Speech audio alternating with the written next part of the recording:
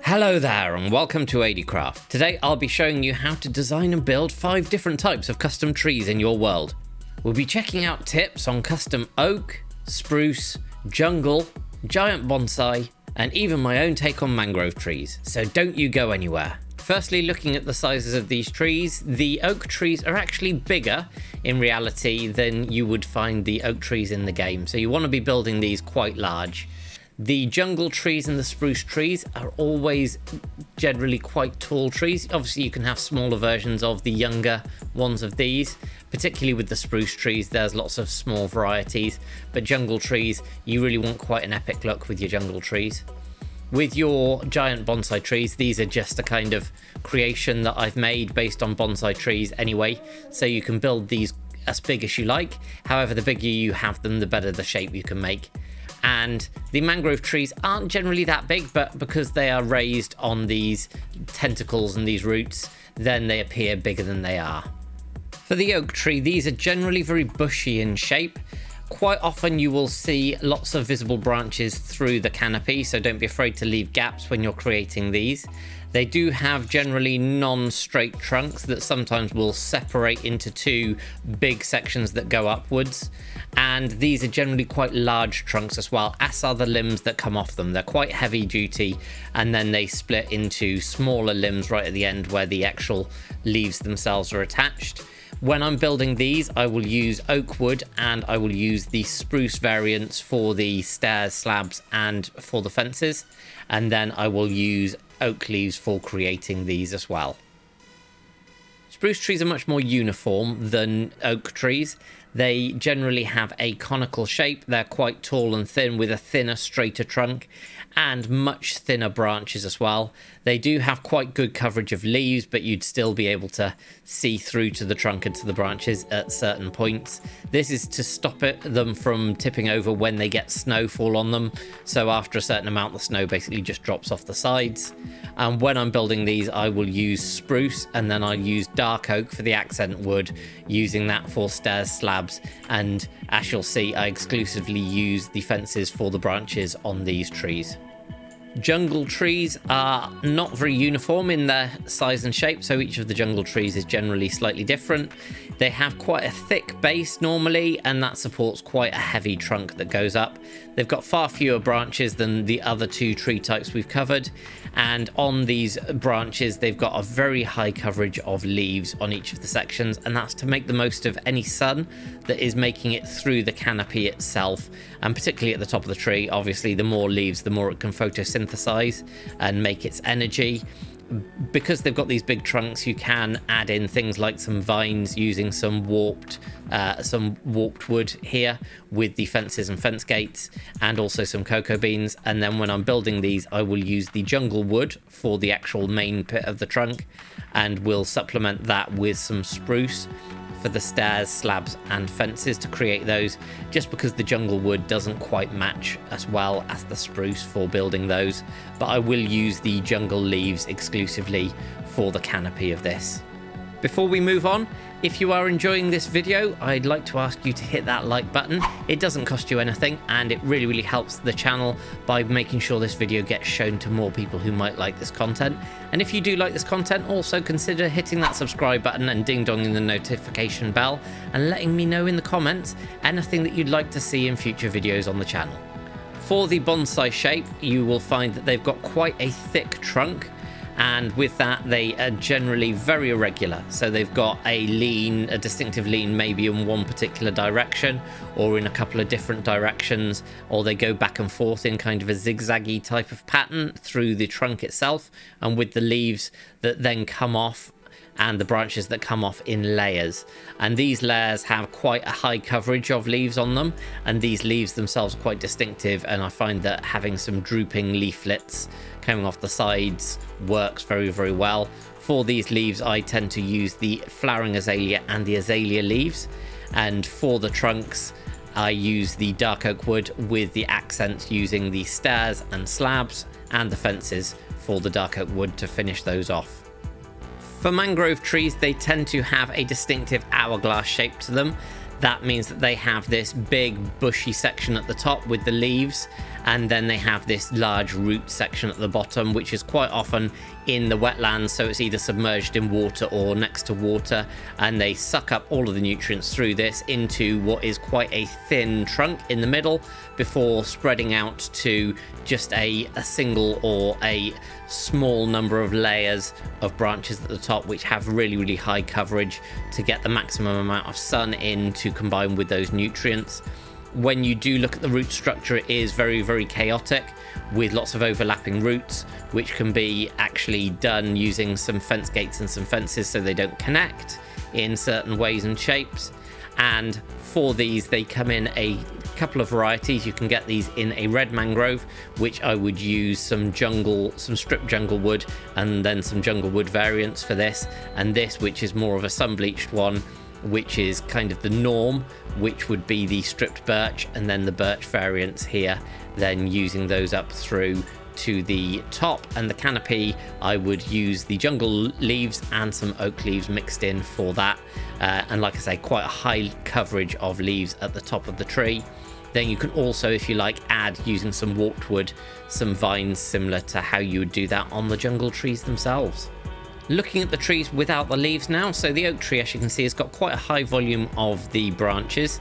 You've got these big limbs coming off the central trunk here, and then you've got the smaller branches coming off, and there's quite a few of these. This gives you the opportunity to place lots of leaf blocks against things and also leave those gaps to see through to the tree structure underneath. When I'm placing leaves on these trees, then I like to make sure that I am placing leaves against something. I don't like having floating leaf blocks that aren't actually touching anything. So having this structure and giving myself the shape for the oak trees up front makes it a lot easier to visualize what the finished result is going to look like. Then moving on to the spruce tree here, it's a much narrower construction with none of the bigger branches coming off, just these thin ones using the fences all the way up and down, and it's also a much more uniform shape. But you can do various things with the fences, like move them up and down to fit and make sure that you again have got something that you can place your leaf blocks against. When we come onto the jungle tree, we've got more of these platforms coming out. So you have the trunk here, and then you have the boughs coming off the trunk, and then you have the actual branches coming then away from those boughs, and each one of these forms then a platform with something that's got a bit higher coverage of leaves. Like the jungle tree, I tend to have fewer of the actual branches, because once you've started one leaf, it then connects to the next and next and next, so on and so forth. So you don't need quite so many of these fences, is what I found in creating these. Similarly to the giant bonsai tree here, again, it's about creating these branches that form the platforms, and these can kind of come up and down, as you can see, off in all directions. So when you look at it from the top, it's not just a flat structure. You want to make sure that you are coming away in each of the directions, but here it gives you that idea of the shape. So you've got the big trunk here again, and then some quite substantial boughs coming off this with the branches then just attached, and that gives you the platform to start taking your leaves off. On something like this, I will take leaves off one of these major boughs as well as some of the smaller branches themselves. And lastly, we come onto the mangrove tree, and the mangrove tree is a little bit like a flipped up version. So where you've got the very hectic and busy structure on the bottom for the roots, then I tend to replicate that on the top of the tree as well, because when you look at the pictures of them, it's kind of like a bushy top, and the leaf structure goes around these and forms that kind of dome around these, but it is quite similarly almost like you're mirroring it in the middle of the tree. So yeah, adding plenty of the extra fences to this gives you lots of places where you can add your leaf blocks on, and again gives you more of an idea of the structure and shape of the finished tree. Looking at these trees now in their environment, so as you can see, I've just added a couple of oak trees here, and I'm just showing these off in a space that's 32 by 20. With the oak trees, quite often they are quite well spread. You can still have oak forests and things. However, what you will see in the countryside is quite often just an individual oak tree within a field or a couple of oak trees together. So by spacing these out, you can get a real nice effect, and they really bring some life to this area. Slightly different to that, we have the spruce trees. Now, spruce trees can be packed quite tightly due to the conical and narrow nature of them. So where we've got 2 trees there, we've actually got 7 trees in this space, I do believe. And it also shows the different sizes of trees that you can have. Exactly the same theory, just that thin trunk with a couple of offshoot branches there with the leaves attached to them. But you can have these in all sorts of different sizes, and then you can add some real depth to the area that you're building with those spruce trees. Onto the jungle, again it's much more cluttered, and the key thing with jungle spaces, as Minecraft has in the game, the floor of the jungle is very much covered in a lot of vegetation and a lot of growth. So by adding some big trees here, adding some of the vines going between these different trees and the different areas, it can look really fantastic. You can create yourself some real nice covered off little areas like down here, where you look up and all you can see is the canopy. But again, there's various different sizes of these trees, but all using the same kind of ideas, where you've got a big bushy outcrop of leaves on each of these different sections. For the giant bonsais, these are more of a feature in a particular area, so you can really go to town on building an intricate design for the trees. And we've just got a couple here, both with the quite irregular shapes. This one with a nice overhang over this little stream and by the bridge, and this one here more of a vertical tree, but again using all of the same design patterns with these clumps of leaves with a willowy hanging style to them. But again, yeah, as I say, they can be real features for your Japanese area. And then moving on to the mangrove trees, these again are another one that you can cluster quite close together when you're building a particular area here. You could even have the roots here that go into the water, and they do tend to be in very wet areas that you would find these. You could have them crossing over between trees to make it very hard for somebody to actually travel through an area unless they were going kind of through and in and out of these different structures, which would make quite an interesting journey for you itself. But here it is in the swamp biome. I've set up a swamp biome so you do get swamp colors.